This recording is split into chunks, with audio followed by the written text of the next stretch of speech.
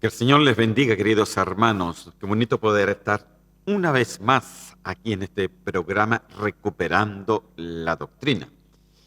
Y en el día de hoy, antes de empezar, me gustaría hacer una pequeña oración para que el Señor nos ayude a poder comprender esta nueva temática que vamos a estar viendo. Y a esta temática le he puesto el Apocalipsis de la iglesia novia. Se lo quiero poner ahí en sus pantallas también para que también usted lo tenga. El Apocalipsis de la iglesia novia. De esto vamos a estar conversando, yo pienso, varios días miércoles ahí en este programa y analizando un poquito más la palabra del Señor, aprendiendo de la doctrina. Y ya le voy a estar explicando de qué se trata esto.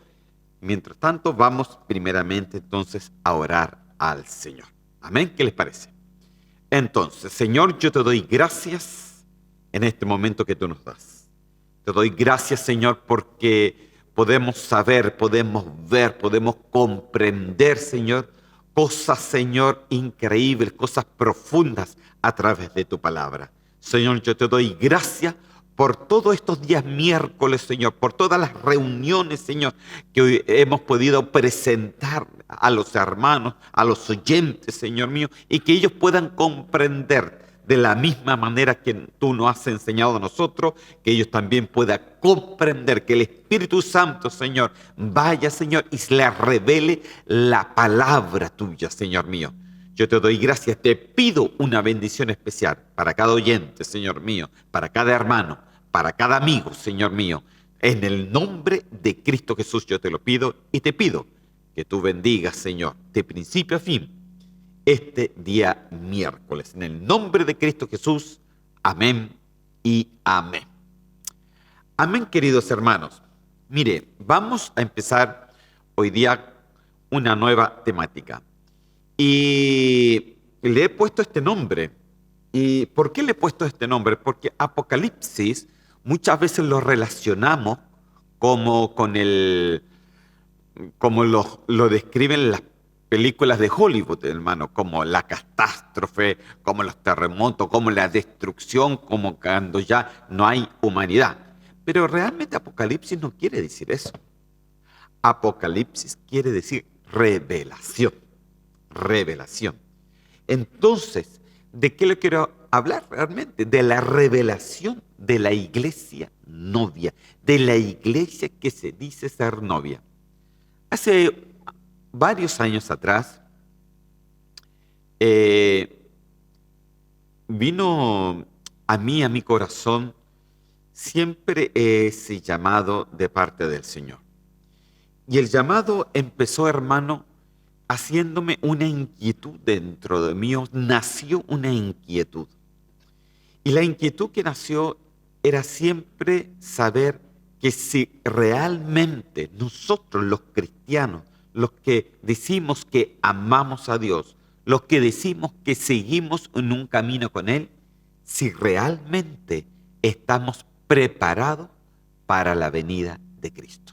Mire, y yo pienso de que no es una pregunta que yo solamente me hago. Yo pienso de que cada uno de nosotros deberíamos preguntarnos, incluso les puedo decir de que cada vez que del púlpito uno le dice, hermano, nos vamos con el Señor, la iglesia queda callada. Como diciendo, no lo sé, puede ser, a lo mejor, tal vez, capaz que me vaya, capaz que me quede, como que hay una cierta inseguridad, hermano, de lo que el Señor quiere hacer. Entonces muchas veces cuando pasa eso es porque no hemos escudriñado profundamente la palabra y no hemos podido comprender que una cosa, hermano, es la salvación. Amén. Usted ha aceptado a Cristo como su Salvador personal, se ha bautizado. Amén. Usted es salvo. Pero ser novia de Cristo no es sencillamente un estado, sino es un galardón, hermano, que uno recibe por ser fiel al Señor, por hacer su voluntad, por caminar con Él, por estar siempre en ese camino angosto que dice la Biblia, porque dice que el camino a la perdición es ancho. Ok, ya usted que es salvo ya está caminando por el camino angosto, pero nosotros tendríamos que saber, ¿estamos preparados realmente para su venida? ¿Cuáles son los requisitos, hermanos, que el Señor habla en la Biblia sobre una iglesia que pueda estar preparada realmente para su venida? Incluso el logo de esta iglesia dice Iglesia de Cristo, Vida Nueva, y el eslogan es preparándonos para su venida. ¿Y por qué le pusimos así? Porque eso siempre estuvo hace varios años, muchos años, en mi corazón. Y he podido comprender, hermano, de que una cosa es ser salvo, pero otra cosa es irnos en el arrebatamiento de la iglesia. Porque si no se va en el arrebatamiento y se queda para el tiempo de la gran tribulación, dice la Biblia que muchos van a tener que limpiar sus vestiduras ahí, en el tiempo de la gran tribulación, porque no quisieron limpiarlas en el tiempo de la gracia, en el tiempo que hoy día tú y yo estamos viviendo. Y muchas veces cuando no queremos contestar si nos vamos con el Señor o cuando hay inseguridades, es porque dentro de nosotros está esa inseguridad si realmente el Señor nos encuentra dignos de irnos con Él. El apóstol decía que tenemos que llegar a ser dignos de escapar de las cosas que vendrán para irnos con el Señor. Entonces, hermano, para poder comprender esto, nosotros primeramente tenemos que saber de que tenemos una meta. Una meta. Lo primero que yo hoy día quiero que usted comprenda que tenemos una meta. Y esta meta, hermano, usted la puede leer ahí en Efesios capítulo 4, versículo 10 al 11 y vamos a seguir conversando. Amén. Y dice así la palabra del Señor. El que descendió es el mismo que también subió por encima de todos los cielos para llenarlo todo. Aleluya. Cristo lo llena todo en todo. Amén. Y el mismo, ¿quién constituyó? Él mismo constituyó a unos apóstoles, a otros profetas, a otros evangelistas, a otros pastores y también maestros. Entonces aquí tenemos, hermano, de que el mismo Señor constituyó 5 ministerios, hermano, que tienen que regir hasta que Cristo venga. Hasta que Cristo venga. 5 ministerios tienen que regir hasta que Cristo venga. Apóstoles, profetas, evangelistas, pastores y maestros. Ahora, ¿cuál es la responsabilidad de los apóstoles? ¿Cuál es la responsabilidad de estos profetas, de estos evangelistas, de los pastores y maestros? Entonces usted lo puede ver en el siguiente versículo. Efesios capítulo 4, versículo ahora 12 y 13. Y dice así la palabra del Señor. A fin de perfeccionar a los santos. Aquí ya empieza a poner atención. Aquí ya no está hablando de salvación. Aquí le está hablando a la iglesia ya salva. Entonces hay una meta de perfeccionamiento, queridos hermanos. No solamente podemos llegar a la iglesia, no solamente podemos ser la misma persona, nosotros tenemos que ir cambiando, el Señor nos tiene que ir transformando, el Señor nos tiene que ir cambiando nuestras actitudes, nuestros pensamientos, nuestro caminar. Porque dice que el fin de que el Señor constituyó apóstoles, que constituyó profetas, evangelistas, pastores y maestros, como la mano de Dios, hermano, los 5 ministerios, es para perfeccionar a quién, a su pueblo. Perfeccionarlo, hermano. Dice, para la obra del ministerio, o sea, para la obra. Mire, el Señor quiere perfeccionarte, no para que estés sentado solamente en la iglesia. El Señor quiere perfeccionarte porque Él quiere que tu llamado, que el Señor ya lo tenía desde antes de la fundación del mundo, porque tú fuiste elegido antes de la fundación del mundo, ahí estuvieras tú en esa perfección. Mire, yo le voy a pedir al hermano que está adelante a ver si él me puede por ahí en una de esas traer un vasito de agua que se me olvidó. Perdóneme, hermano querido. Eh, pero se me empieza a secar la garganta y, y empiezo a toser. Después los hermanos creen que uno anda con virus. Aleluya. Entonces, ¿qué es lo que era? Perfeccionar a los santos. Perfeccionar a los santos. Para la obra del ministerio. Para la obra por la cual el Señor te llamó a ser salvo. Entonces yo quiero que aquí entiendan. Una cosa es ser salvo y otra cosa es lo que el Señor quiere desarrollar en ti por el llamamiento que el Señor te ha dado. Tú no puedes llegar a ser la misma persona. Tenemos que entrar a la iglesia, pero tenemos que salir diferentes, hermano. Amén. Dice, ahora, ¿por qué el Señor quiere perfeccionar a los santos en el llamamiento que el Señor nos tiene? Para la edificación del cuerpo de Cristo. Porque tú mismo, hermano, tienes que crecer, tienes que perfeccionarte para que ahora seas tú quien ayudes a otros a perfeccionarse. Seas tú que ayudes a otro a cogerlo, a que vengan por el camino del Señor. Ayudarles, hermano. La obra del Señor no la hace un hombre solamente. La obra del Señor no la hace solamente el pastor, queridos hermanos.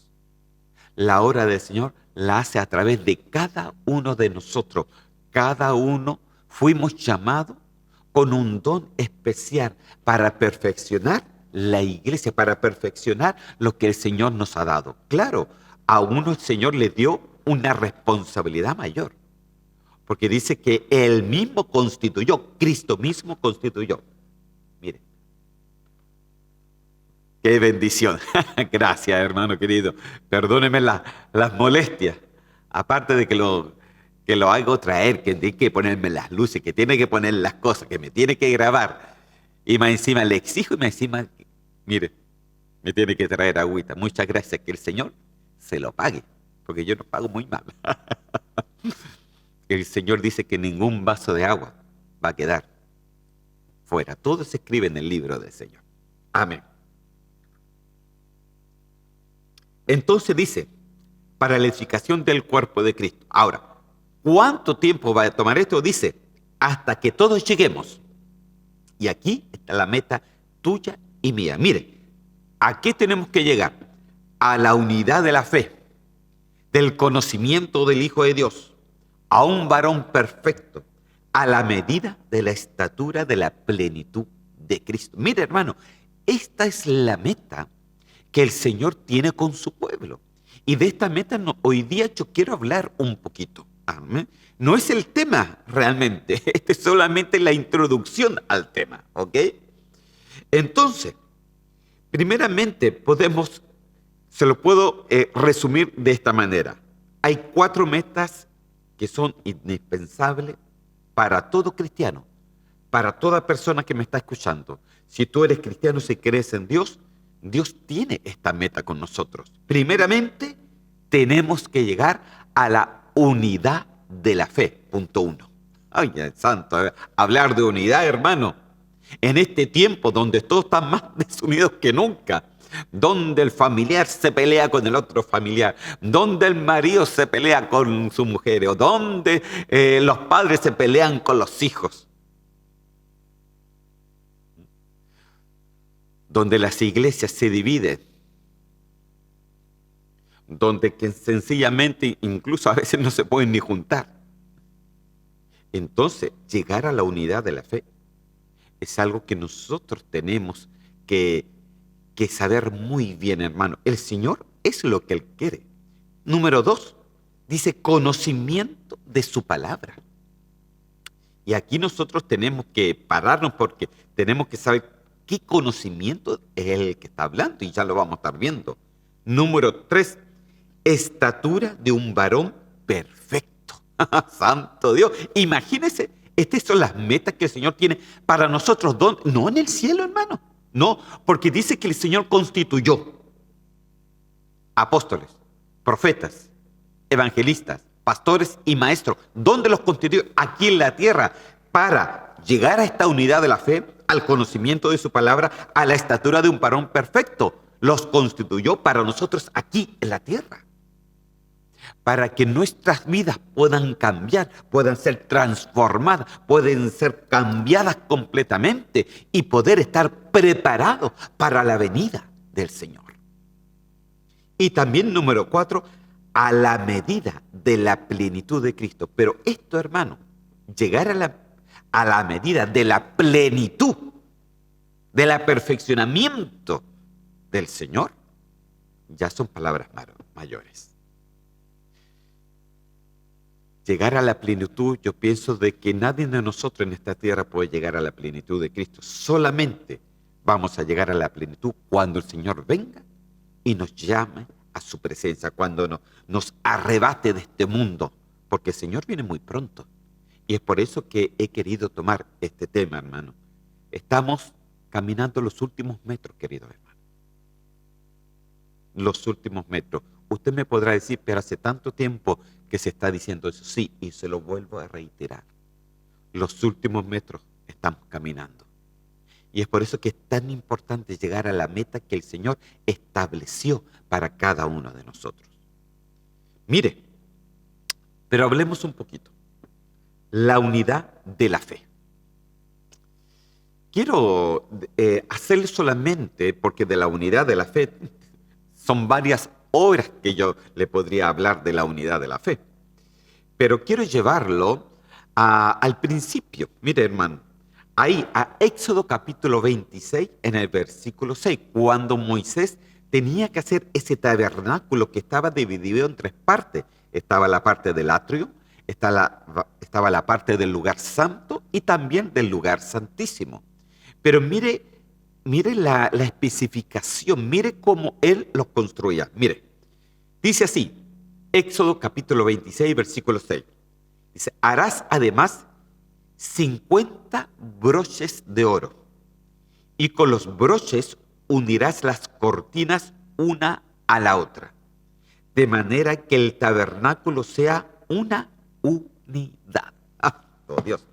Fíjese de que increíblemente el tabernáculo del Señor estaba dividido entre el atrio, lugar santo y lugar santísimo.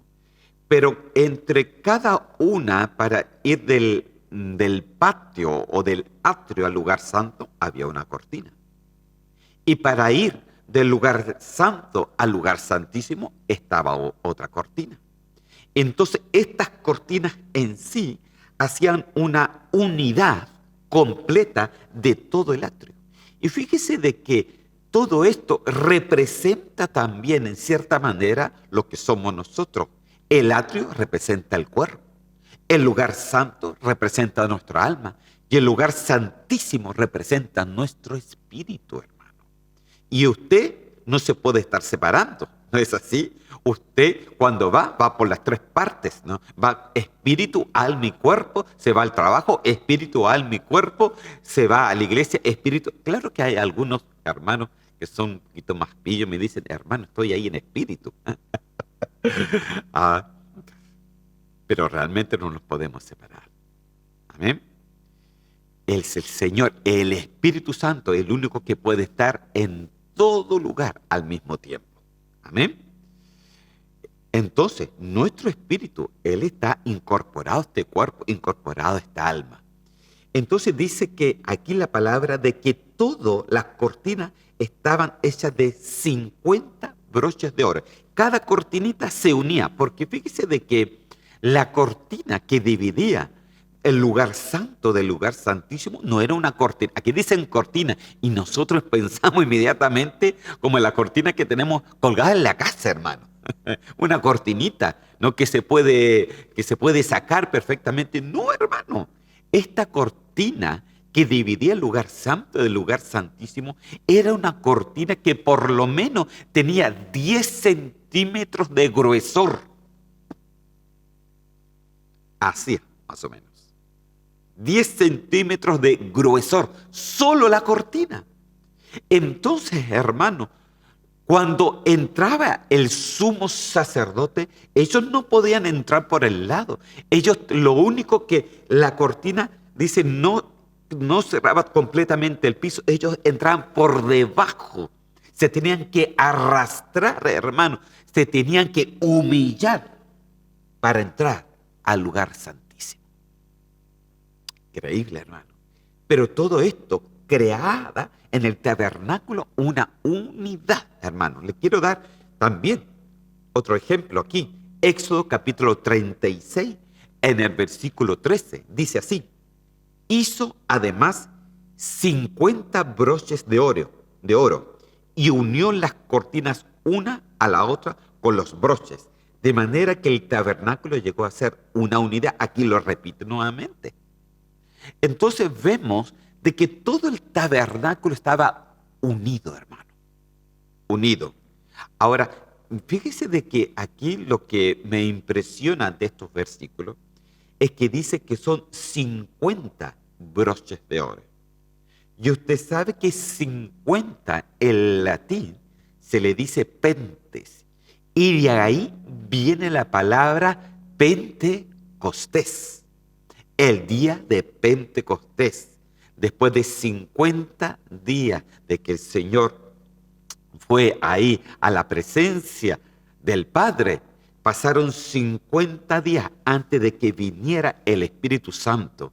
Entonces, hermano, todo estaba escrito, todo ya estaba listo en el Antiguo Testamento, ya se estaba profetizando de lo que venía más adelante. ¿Qué les quiero decir? Que no puede haber unidad si no está el Espíritu Santo de Dios. No puede haber unidad si el Espíritu Santo de Dios no une.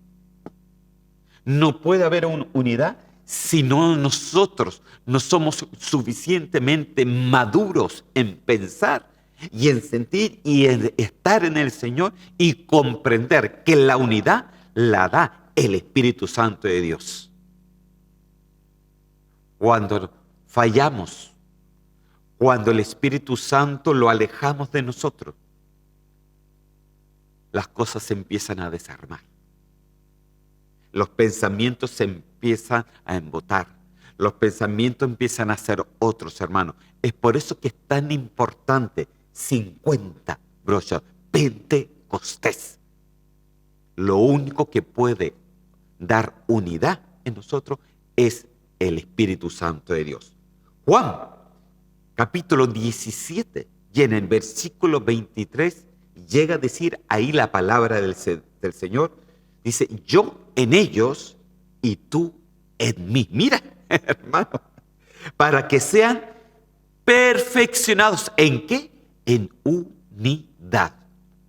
Para que el mundo sepa que tú me enviaste y que los amaste tal como me has amado a mí.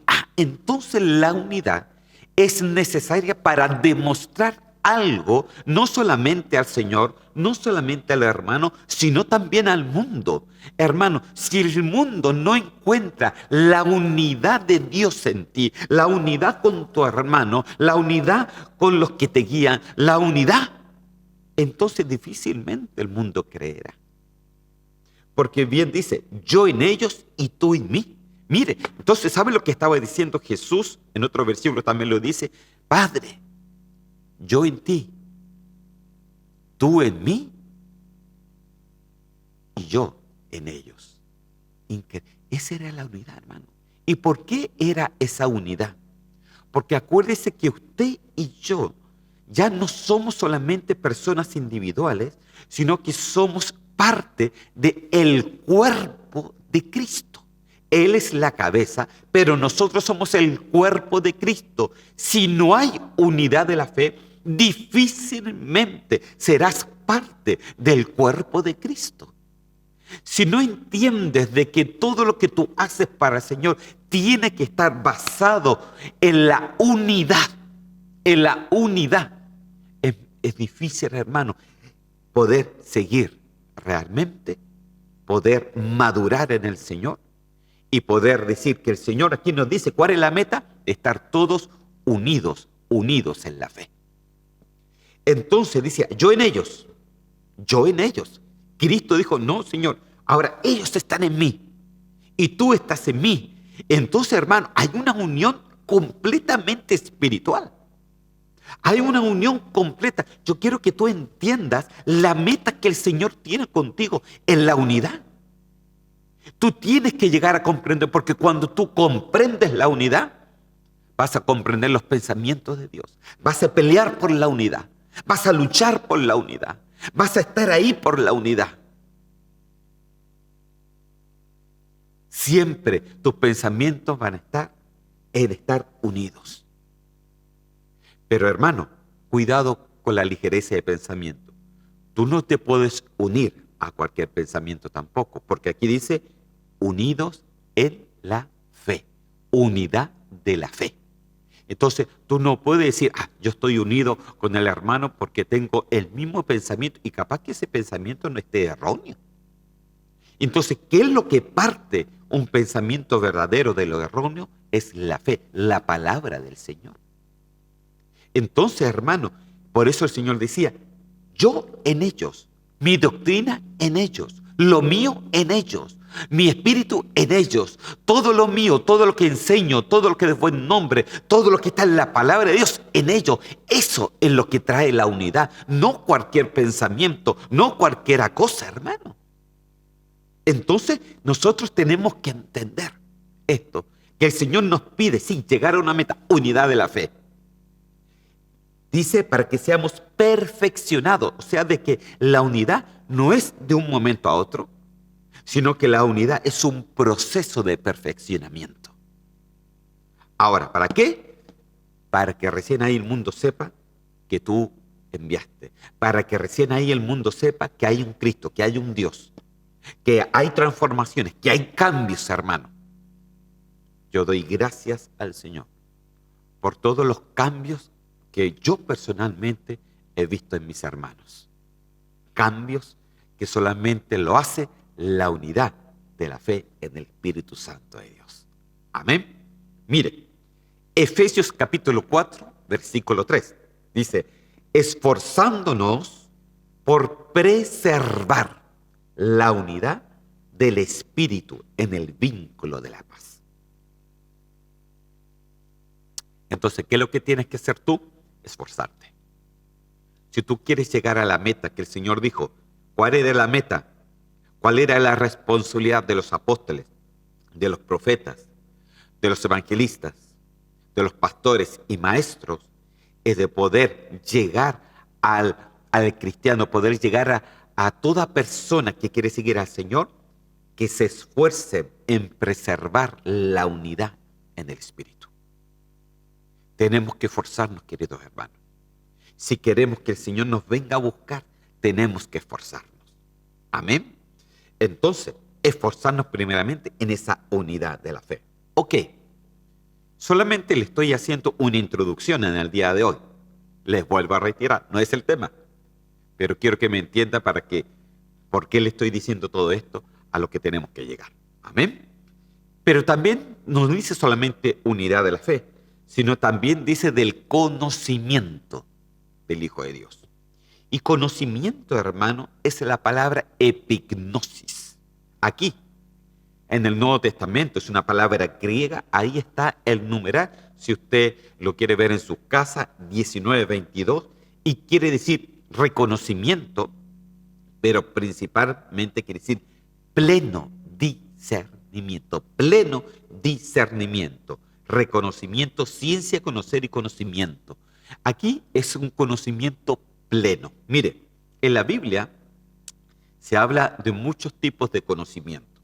Y se los quiero nombrar, ya se los había nombrado la vez pasada, pero quiero ponérselo porque es importante que usted lo sepa, para que usted entienda cuál es la meta que el Señor hoy día quiere que lleguemos. Entonces, se puede decir que dice así. Mire, dice, gnosis quiere decir conocimiento. Prognosis quiere decir conocer por anticipado. Ginosco quiere decir, Se me fue, hermano, perdón. Lo voy a poner de nuevo. Ay.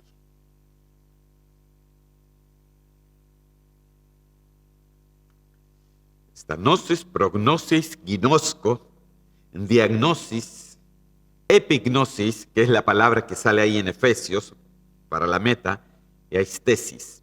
Entonces, gnosis quiere decir conocimiento. Prognosis quiere decir conocer por anticipado. Gnosco quiere decir saber. Diagnosis, examinar para llegar al conocimiento. Epignosis es conocimiento pleno, discernimiento pleno. Sunesis quiere decir entendimiento y aistesis quiere decir discernimiento. Todas estas palabras salen en la Biblia. Desgraciadamente nuestras Biblias de habla hispana, muchos los traducen de la misma forma, pero realmente son palabras diferentes. Amén. Y la palabra que hoy día quiero que entienda, que las que se las puse recién, es la palabra epignosis, hasta que todos lleguemos al conocimiento del Hijo de Dios, dice ahí en Efesios que leíamos. Y esa palabra, conocimiento, es la palabra epignosis, que quiere decir conocimiento pleno. Conocimiento pleno, o sea, discernimiento pleno. Es como llegar a comprender la gran mayoría de la palabra del Señor. No solamente estudiarla, hermano, porque usted puede estudiar la palabra, amén, si lo hace. Usted incluso se la puede saber de memoria. Incluso se la puede saber mucho mejor que yo. Pero no se trata solamente de saberla, no se trata solamente de leerla, sino se trata de escudriñarla y sobre todo, dice conocimiento pleno, epignosis, quiere decir que no solamente la leas, sino la entiendas. Y ese entendimiento solamente le puede dar el Espíritu Santo a tu espíritu, donde se te abre la mente y tú puedes comprender cosas que no habías comprendido antes, cosas que realmente como que se te abren los ojos. Amén. Amén. Como decía ahí el versículo, antes veía a los hombres como árboles, pero ahora veo claramente. Ese es como el conocimiento pleno, ese es como el discernimiento pleno. Es cuando la palabra no es solamente palabra, sino la palabra se te revela. Y como se te revela, esa es la que cambia, esa es la que transforma, esa es la que llena, esa es la que empieza a confirmar tu vida. Tu vida empieza a cambiar, tus pensamientos empiezan a cambiar, tu caminar empieza a cambiar, todo empieza a cambiar, porque la palabra te transforma, te llena, porque llegó en ti esa epignosis, llegó en ti ese discernimiento. Y esa es la meta que el Señor nos está pidiendo. Llegar a la epignosis, llegar al discernimiento, llegar a saber por qué tenemos que seguir al Señor. Que no tengas una religión, hermano, sino que ten Cristo como una vida. Como una vida, porque el Señor no viene a buscar religiosos. Dios viene a buscar a aquellos que viven la vida con el Señor. Entonces, hermano, aquí no está hablando de la epignosis, de ese conocimiento pleno, de ese discernimiento pleno. Entonces es muy importante, hermano, de que nosotros entendamos. Mire, primera meta era estar unidos en la fe. La unidad en la fe es muy importante. Pero también está aquí el discernimiento, el conocimiento pleno.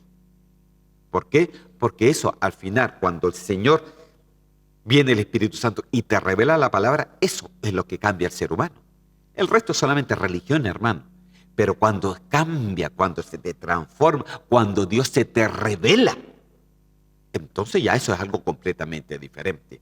Y ese es lo que el Señor hoy día nos ha mandado también. Imagínense, nos ha mandado a que realmente podamos comprender, podamos discernir y tengamos el conocimiento. Yo me pregunto, querido amigo, querido hermano, ¿lees tú la palabra? ¿La lees? Sí, hermano, sí la leo. Leo el mismo versículo todos los días. ¿Escudriñas la palabra? Entonces, mire, algunos pueden decir, es que hermano, a mí se me hace complicado complicado leer la palabra, porque leo la palabra y no la comprendo, no la entiendo. No eres el único, hermano o amigo. Pero tú tienes que pedirle antes de leerla, antes de escudriñarle, que el Señor te revele de su palabra. Que el Señor te revele, te abra los ojos. Porque, hermano, discernir la palabra, eso no lo podemos hacer solo. Discernir la palabra, eso solamente lo puede hacer el Espíritu Santo de Dios. Es por eso que uno tiene que pedirle al Espíritu Santo de Dios que nos revele su palabra. ¿Para qué? Para que la podamos comprender, para que nuestro entendimiento sea abierto y para que ese entendimiento abierto vaya y cambie, transforme nuestras vidas. Pero eso es responsabilidad de cada uno de nosotros, de la novia, aquel que quiera ser novia, aquel que quiera tener el galardón de novia. Entonces no se quede solamente con lo que usted está estudiando a través de estas pantallas. No, usted tiene que la semana tener su propio estudio, tener su propia intimidad con el Señor. Amén. Porque de eso se trata, queridos hermanos. Ok, incluso puede tomar estos versículos que yo le estoy diciendo, pero yo solamente le estoy dando una pincelada, pero es mucho más profundo de lo que yo realmente le estoy explicando. Y ahí es cuando usted se puede aprovechar y pedirle al Señor que le revele cada día más y más cosas. Porque por eso se llama el Apocalipsis, es la revelación de su palabra. Amén. La revelación de su palabra. Entonces, epignosis es lo que el Señor nos pide. Unidad de la fe y epignosis, conocimiento y discernimiento pleno, hermano. Mire, que es increíble que conocimiento también se dice gnosis, pero epignosis es un conocimiento más allá, mucho más profundo, mucho más alto. Amén. Por eso es epi. Amén. Gnosis. Amén. Pero ¿qué más el Señor nos pide? Como el número 3, era llegar a la estatura del varón perfecto. Ay, hermano. Llegar a la estatura del varón perfecto. Mire lo que el Señor nos pide. Mire, ¿se acuerda de las 3? Primeramente, unidad de la fe. Segundo, epignosis, conocimiento, discernimiento pleno. Y 3, llegar a la estatura del varón perfecto, del varón humano, de ese perfecto que caminó. Esa es la estatura que el Señor nos pide. Imagínense, ¿para qué? Para que podamos ser novia de Él. Porque el Señor, hermano, a ver, ¿usted piensa que todos somos novias del Señor? No. Estamos hablando de la esposa del Cordero. Estamos hablando de las bodas del Cordero. Estamos hablando de lo más preciado, de lo más unido a Él, hermano. Estamos hablando ya de cosas mayores. Todos somos hijos de Dios, pero no todos somos novias de Él. Filipenses capítulo 3, versículo 12, dice así, mire, hablando del varón perfecto. Quiero hablar un poquito de la perfección. Esto un tiempo yo ya lo expliqué, pero quiero volvérselo a repetir para que lo pueda entender mejor. Dice, no que haya alcanzado ya, ni que sea perfecto, decía el apóstol Pablo, sino que prosigo, lucho, peleo, sigo adelante, por ver si logro hacer aquello por lo cual así también ha sido por Cristo Jesús. Amén. Entonces aquí él decía, no que lo haya alcanzado ni que ya sea perfecto. Ok, eso lo sabemos todos.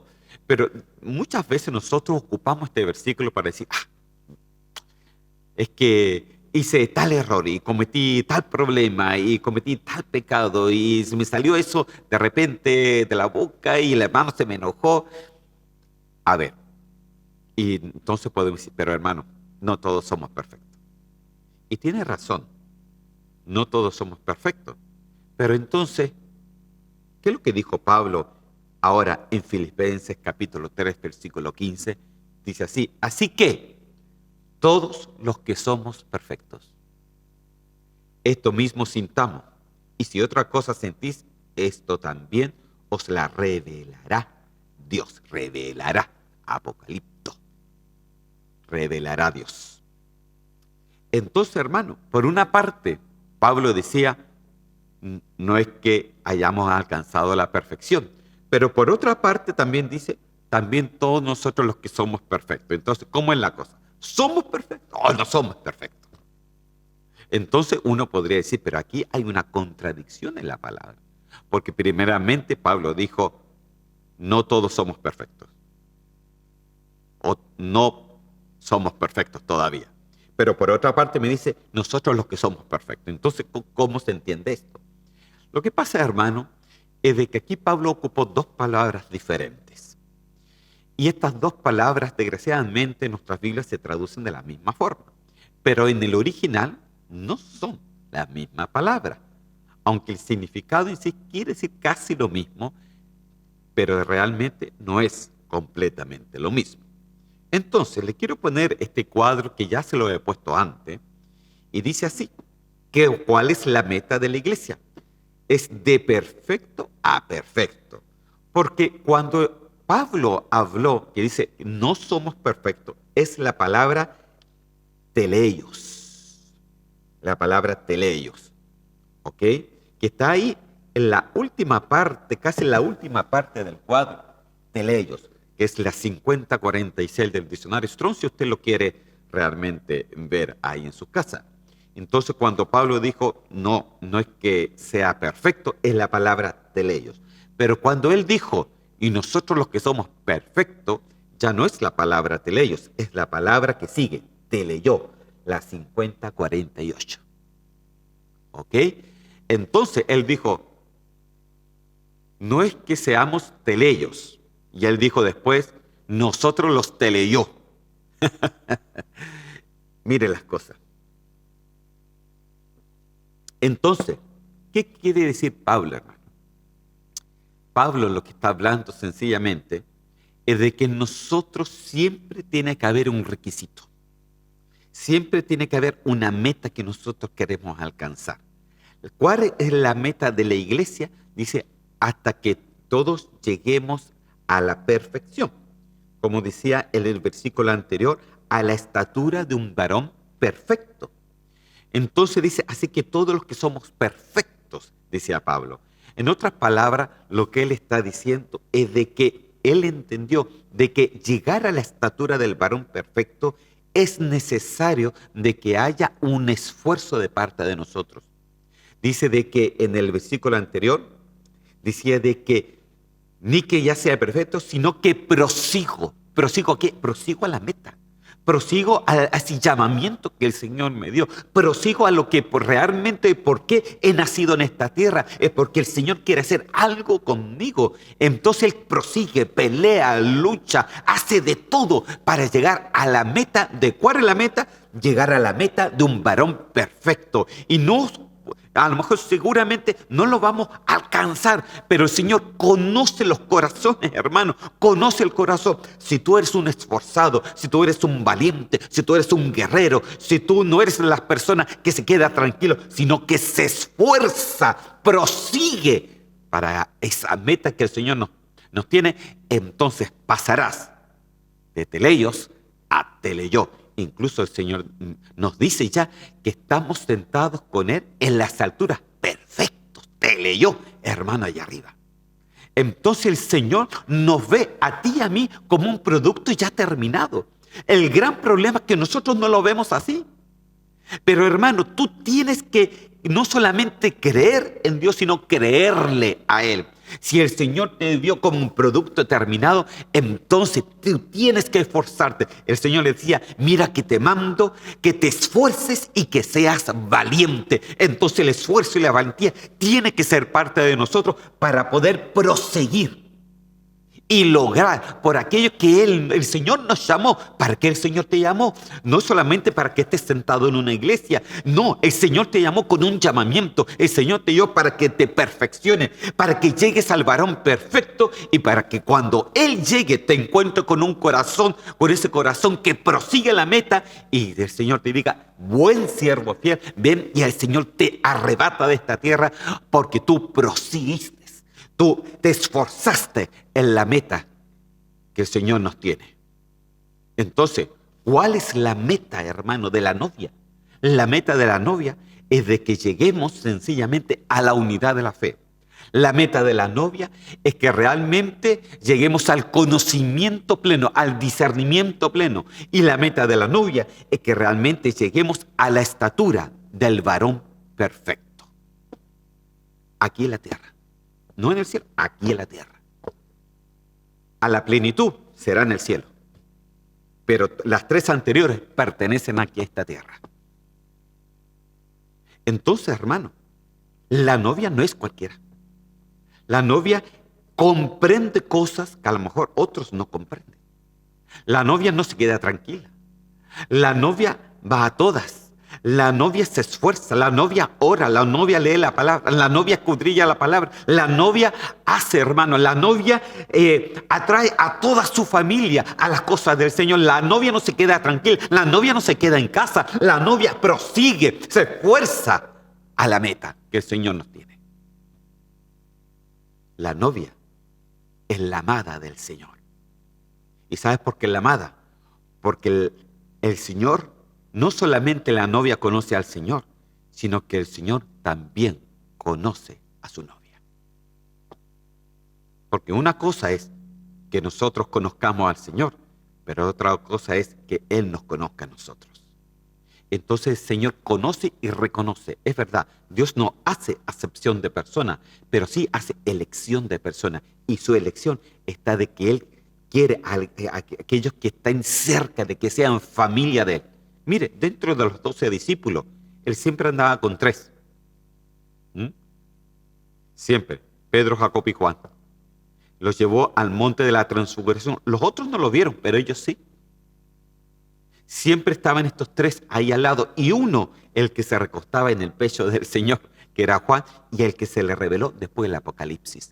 Entonces, sí, el Señor hace elección de personas. Todos somos salvos, pero no todos somos novia. Para ser novia hay que llegar a estas metas.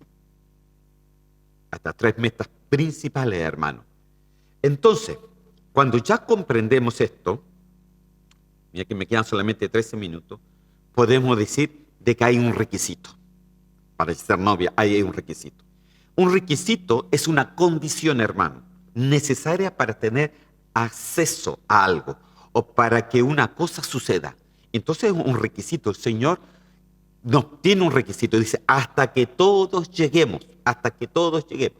Dice que fueron los 5 ministerios, fueron constituidos por Cristo para perfeccionar a los santos. Amén. La palabra requisito proviene del latín requisitum, que significa pretender o requerir alguna cosa. Entonces, ¿cuál es el requisito entonces de la iglesia? Efesios capítulo 5, versículo 32 dice, grande es este misterio, pero hablo con referencia a Cristo y a la iglesia. La iglesia para el Señor, hermano, es una institución, es cuerpo de Él, que es preciado, hermano, es preciado. Tú eres la iglesia del Señor, tú eres la iglesia, tú eres el cuerpo del Señor. Entonces, dice de que el Señor no se llevó el poder. ¿Por qué el Señor dice de que nosotros somos su cuerpo? Porque Él dejó algo a la iglesia, hermano. Mire, esto es un misterio. Pero Cristo habló referente a Cristo y a la iglesia. ¿Dónde está el misterio? Efesios capítulo 1, versículo 22 dice, y todo sometió bajo sus pies, y a Él lo dio por cabeza sobre todas las cosas. ¿A quién? ¿A quién? ¿A quién? A la iglesia. Lo cual es su cuerpo, la plenitud de aquel que lo llena todo y en todo. Cristo es la plenitud que lo llena todo y en todo. Y entonces dice que Él sometió bajo sus pies todo, pero lo dio por cabeza a alguien. ¿Sabe a quién? A la iglesia del Señor. Entonces, ¿cómo no nos va a dar todas las herramientas para que lleguemos a la meta que Él nos ha pedido? ¿Cuál era la meta? ¿Se acuerda? Unidad de la fe, conocimiento, discernimiento pleno y llegar al varón perfecto. el varón perfecto que caminó. Eso es lo que el Señor quiere que Él haga con cada uno de nosotros. Él lo hizo como hombre y Él no se fue solo, por eso dejó al Espíritu Santo para que nosotros entendiéramos que este es nuestro ayudador y que podemos sí llegar a ese tipo de perfección siempre y cuando lo queramos. Entonces, dice, Él lo dio por cabeza sobre todas las cosas. Mira, sobre todas las cosas. Hay un poder, hermano, inmenso. Pero que ¿a quién se lo dio? A la iglesia. Y la iglesia no es el templo. Hoy día yo estoy en el templo, ahí con mi hermano que está ahí con la cámara. Pero la iglesia no es el templo, hermano. Tú y yo somos la iglesia del Señor. Tú y yo somos esa iglesia del Señor. Entonces nosotros, hermanos, para que podamos entender un poco por qué les he explicado todo esto. Porque el tema que quiero tomar con ustedes, hermanos, es el apocalipsis de la iglesia novia. ¿Y qué quiero decir con esto? Que la novia tiene requisitos, que tiene metas que cumplir. Y las metas estaban encerradas, por supuesto, en todo lo que es la unidad de la fe, en todo lo que es discernimiento y conocimiento pleno, en todo es llegar al varón perfecto. Pero el Señor no solamente dijo esto, sino que dijo muchas otras cosas, por lo cual a nosotros nos van a ayudar para poder comprender qué es lo que es llegar a ser un varón perfecto, qué es lo que es llegar a tener esa unidad plena en la fe, qué es lo que es llegar a tener ese discernimiento o ese conocimiento pleno. Entonces, ¿cómo nosotros vamos a comprender esto? Comprendiendo, hermano, y este es el tema que realmente quiero coger con ustedes, es comprendiendo sobre las 7 iglesias del Apocalipsis. Las 7 iglesias del Apocalipsis. Y hoy día solamente se las quiero nombrar, porque ya de la próxima semana vamos a ir tomando. En cada iglesia, hermano, se dice algo bueno, pero también se dice algo malo. Lo bueno, cuando se habla, por ejemplo, de la iglesia de Efeso, que decía que tenía cosas buenas, es justamente lo que el Señor quiere que vea también en nosotros. Pero las cosas malas es justamente lo que el Señor no quiere que nosotros entremos a eso. Porque en cada cosa mala hay una advertencia. Una advertencia. Y el Señor quiere perfeccionarnos. Y para llegar a la perfección tenemos que comprender lo que el Señor quiere con cada uno de nosotros. Poder empezar a sacarle todo lo que tiene la palabra del Señor, a poder desmenuzar, hermano, qué es lo que quiere decir realmente llegar a esa unidad. ¿Qué quiere realmente decirnos el Señor? Llegar a ese conocimiento pleno, a ese discernimiento pleno. ¿Qué es lo que quiere decir el Señor cuando dice que tenemos que llegar a la estatura del varón perfecto? Entonces, cuando vamos a estar estudiando estas 7 iglesias, y cuando estudiamos cuáles son estas 7 iglesias, mire, ahí se lo pongo. Está, por ejemplo, como número 1, está la iglesia de Efeso, porque se mandaron 7 cartas a las 7 iglesias del Señor. Ahora quiero que comprenda algo. Mire, cuando el Señor escribe algo en su palabra, no lo escribe sencillamente para en aquel tiempo, porque esto está escrito en Apocalipsis, y Apocalipsis significa revelación, y principalmente revelación para los días que hoy día tú y yo estamos viviendo.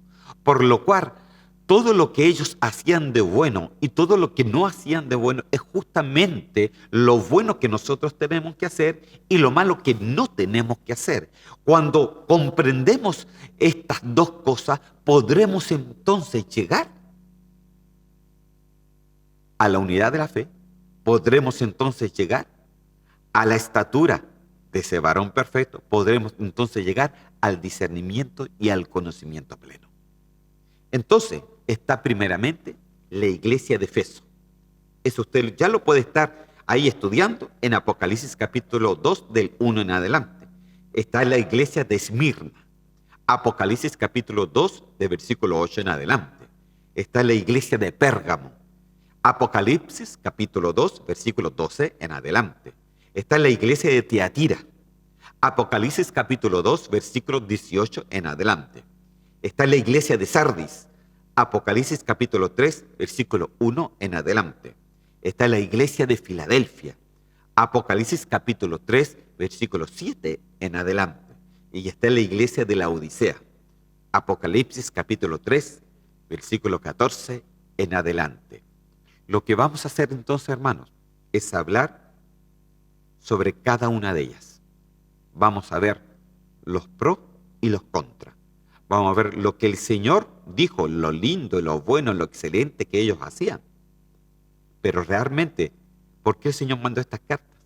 ¿Por qué el Señor le dijo a Juan que escribiera? Porque Juan fue el que escribió el Apocalipsis. Y él le dijo exactamente lo que tenía que escribir. ¿Por qué? Porque quiere hablar a nosotros. Porque cuando hablamos de las 7 iglesias, hablamos de las 7 partes, hermano. Hablamos de las 7 momentos que nosotros sí tenemos que hacer para alcanzar la estatura de novia y de las 7 cosas que no tenemos que hacer para no ser dejados aquí en la gran tribulación. ¡Wow, hermano! Entonces esto ya se vuelve interesante. Entonces, iglesia de Efeso, Esmirna, Pérgamo, Tiatira, Sardis, Filadelfia y la Odisea. Y vamos a ir comprendiendo, vamos a ir abriendo el abanico, vamos a ir sacando todo lo que el Señor dice ahí, porque es justamente lo que el Señor quiere hablar por nosotros. Lo bueno y lo malo. Lo que el Señor quiere encontrar en nuestros corazones, amén, y lo que realmente no quiere encontrar en nuestros corazones cuando Él venga. Vamos a dejarlo hasta ahí y vamos a terminar orando al Señor y para que el Señor te dé todo el entendimiento necesario para que cuando estemos viendo desde el próximo miércoles, empezamos con la iglesia de Efeso, para que el Señor te dé todo el discernimiento y podamos comprender de que el Señor sí quiere que lleguemos, sí quiere perfección, sí quiere cambio, sí quiere, porque Él no murió por un pueblo sencillamente que no tiene cambios, no murió por un pueblo que no quiere cambio, no murió por un pueblo que no se congrega, no, murió por un pueblo que quiere obedecer a su palabra. Señor, yo te doy gracias por tu palabra en el día de hoy. Te doy gracias, Señor, porque tú diste un poder increíble a la iglesia que es el cuerpo de Cristo Jesús. Imagínese lo que es usted, cuerpo de Jesús, cuerpo del Señor, cuerpo de Él. Y yo te doy gracias, Señor, porque es un misterio, dice la Biblia, es un misterio, Señor Santo. Es por eso que es el misterio de la iglesia. Y es por eso que este misterio es lo que hoy día queremos, Señor, empezar a sacar, Señor. Todo lo que el Señor tú quieres, Señor, que nuestro corazón tenga, pero también todo lo que no te gusta que nuestro corazón tenga, Señor mío, para que podamos comprender y para que podamos discernir las cosas correctamente. Señor, te doy gracias. Prepara a tu pueblo, Señor. Prepara tu iglesia, prepárala, Señor, porque quedan pocos metros, Señor mío, y es necesario estar preparado para tu venida y poder ser parte de esa novia que es coronada, Señor Santo, porque ha sido fiel y porque ha podido comprender tu palabra. Señor, danos, Señor Santo, ese discernimiento a través del Espíritu Santo de Dios y que tu palabra, Señor, jamás vuelva vacía. En el nombre de Cristo Jesús, amén y amén. Amén, hermanos. Entonces, nos estaríamos viendo ya el próximo miércoles. Y acuérdese, tú eres la iglesia, la novia, la esposa del Señor, cuerpo del Señor. Dios dejó algo lindo para ti. Amén. Pero eso lo vamos a estar viendo ya desde el próximo miércoles. Que el Señor me lo bendiga. Hasta la próxima.